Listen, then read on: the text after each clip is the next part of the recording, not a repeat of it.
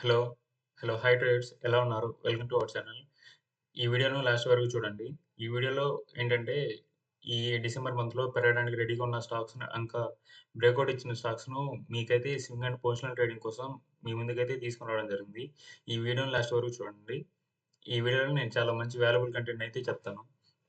ఇంకా ఈ వీడియో ఏంటంటే మనకి గత 2 మంత్స్ నుంచి మార్కెట్ అనేది చూడొచ్చు మనకి. సెప్టెంబర్ మంత్, ఇంకా అక్టోబర్ మంత్ కూడా మనకి ఎఫ్ఐఎస్ సెల్లింగ్ ఇంకా గ్లోబల్ ప్రాబ్లమ్స్ వల్ల ఇంకా మార్కెట్ అనేది క్రాష్ అయింది. ఇప్పుడేంటంటే మార్కెట్ అనేదైతే ఇక్కడ నుంచి టర్న్ అరౌండ్ అవుతుంది. అంటే ఏంటంటే ఇక్కడ నుంచి ఇంకా అంతగా సెల్లింగ్ లేకపోయినా ఫర్దర్‌గా ఫ్రెష్ మొమెంటమ్ అయితే ఉంటుంది. అందువలన ఇప్పుడు ఈ లెవెల్ అయితే మనమైతే పొజిషనల్ ట్రేడింగ్ కోసం అండ్ స్వింగ్ ట్రేడింగ్ కోసం స్టాక్స్‌నైతే ఫిల్టర్ చేసుకోవచ్చు.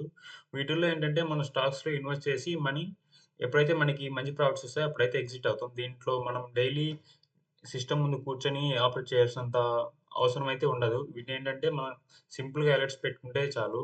ఓకే. ఈ వీడియోలో చెప్పబోయేది ఏంటంటే, ఈ వీడియోలో ఉన్న ఇంకా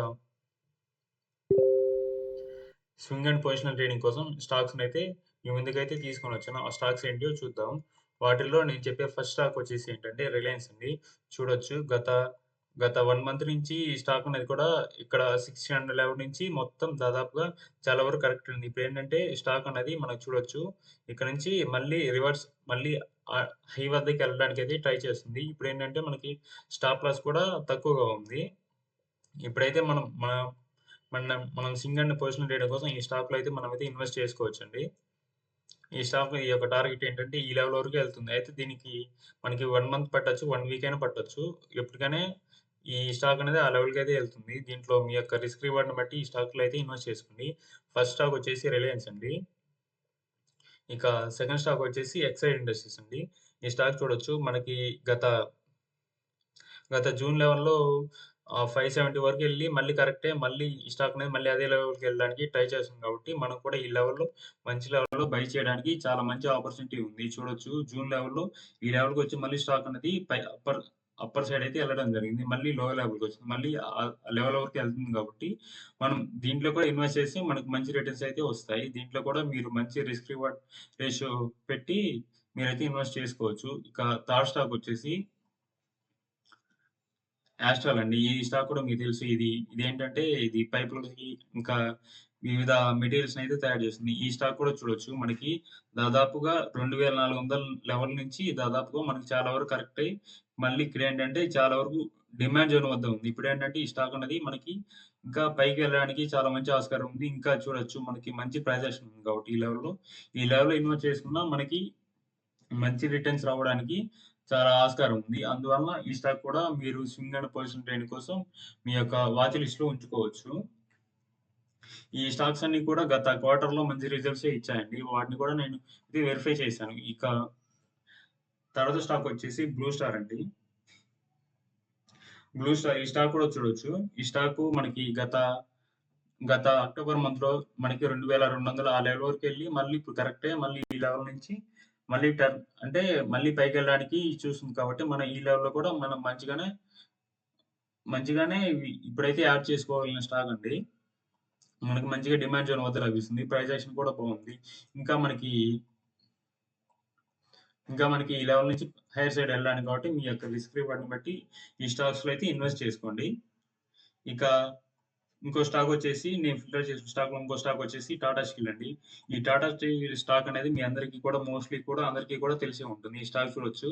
మనకి ఎప్పుడైతే ఈ లెవెల్ నుంచి పైకెళ్ళిందో మళ్ళీ కిందకి వచ్చింది. మళ్ళీ ఇక్కడి నుంచి పైకెళ్ళడానికి చాలా మంచి ఆస్కారం ఉంది కాబట్టి, ఈ లెవెల్‌లో కూడా ఈ స్టాక్‌ని పర్చేజ్ చేయొచ్చు.